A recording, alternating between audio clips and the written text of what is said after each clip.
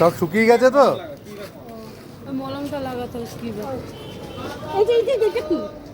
ওটা কামড়ের ছেঁড়া ছিল, মারামারি করেছে তখনই ছিল। ঘাটা অনেক বড় ছিল। না না না ওখানে না, এটা পরের দাগ। ওষুধ লাগিয়ে ওটা লাগিয়ে দিয়েছি। যখন এখানে লাগাবেন ওখানে একটু লাগাবেন। যখন গেছিল তখন আমরা মারপিট করে ছেঁড়া ছিল